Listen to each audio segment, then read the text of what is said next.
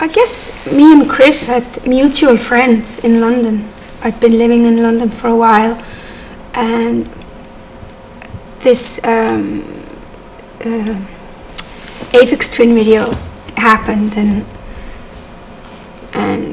everybody knew, you know, here comes the genius, and we're really excited, and a lot of people like talking about him and stuff, and a lot of people suggesting that I should ask him.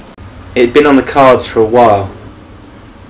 Eventually she sent the track, and I think it was a track that had already been in a different incarnation on her last album. Actually a B-side mix. It's not the mix that was on the album, because it was sort of suited his little mood, if you want. I really love the track. I think at the time I was just trying to make sure that each video I did was different from the last one, you know. And we decided to do it like after the whole album, so it would be not on any sort of marketing schedule. It would more be like a little mini film or something. I think the only thing I said was that I thought it was very white. I was very sure that all is full of white, and I'm trying to describe some sort of a heaven. But I wanted also to have the other level there would be like lust. It wouldn't be just clean. And I think I brought those little ivory statues that are like, I think they're Chinese, of like people making love, like sort of erotic things.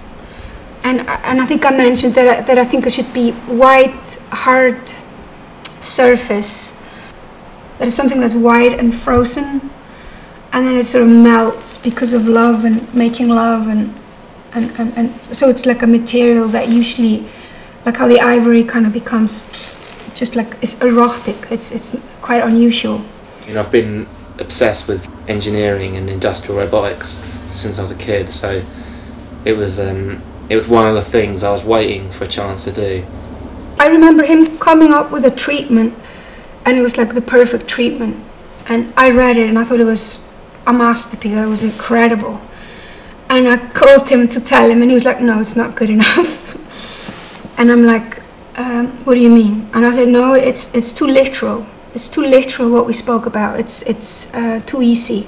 And then for a few weeks we didn't know what was going to happen. And then he came back with a treatment which had all the same ingredients, but he had just kind of, it had all merged and all kind of like yeast in bread. It just all kind of, and brought it to the next level. You suddenly realise when you come in with ideas and stuff, how many things from the past start cropping up. And I mean, I never would have thought that industrial robotics, when I was a late teenager, would end up having a use when I'm trying to come up with an idea for a music video, you know. But it's really that's kind of the things that's been quite exciting, actually, is the way things that you've loved as in the past can somehow kind of cross-pollinate. I actually felt like it was the riskiest video I was doing, because I didn't know whether that kind of imagery would work with that music, you know. I think I was at a stage then that I was kind of bored with this kind of whole, you know, you have 6 weeks, you have do-do-do. And I just wanted to kind of work outside it all. I was kind of breaking towards that anyway. We first had a deadline, and then we just forgot about it. I think my role while we were shooting was that we would have monitors that of the robot that I could see, and then I would have to put my head into complete accurate position, like that, and be like that forever.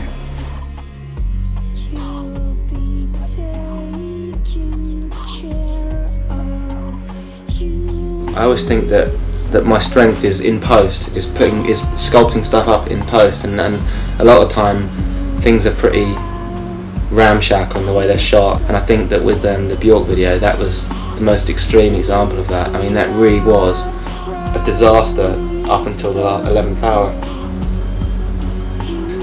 What I essentially shot for that video was a bunch of stills of this set with these props standing there, and these shots of Bjork in a blue costume with her face painted white, singing. And so in the Avid, looking at this stuff, it just looked awful.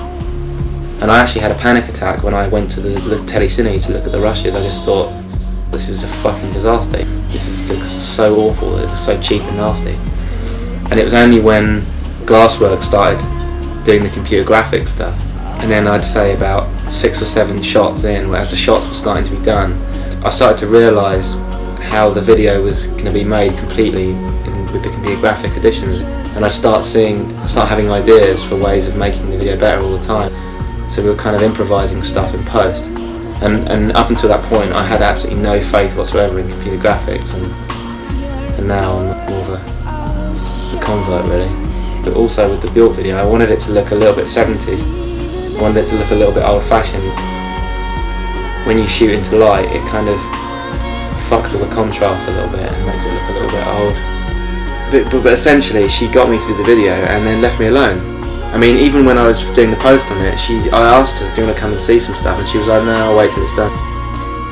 It made me just want to work even harder to do something she liked. When people interfere and worry, it just, for me, it just makes it so difficult. Whereas with that video, you know, she just completely left me alone. I guess when you come across someone as special as Chris, you kind of realise that your role, I mean, you just go humble and you kind of realise that your role is more to make sure there's a connection between the tune and the video, and that's sort of your role. And then you set up a space or like a place where he can work with no interference, and that sort of more ends up maybe being in your role.